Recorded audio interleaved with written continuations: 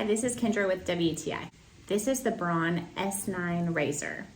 Now this is a wet dry razor, which is awesome because you can use it in the shower or you can use it just standing at the sink with no gel at all on your face. With no water that you're having to splash and get your shirt all wet and all of that, you can just use it dry on your face, which is a huge deal when you're in a hurry. It's a really nice feature. Also, this has the sideburn trimmer here on the side.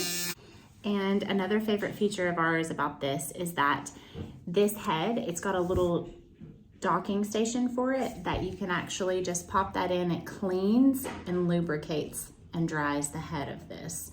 So it's always lubricated. It works out really, really well for your shave.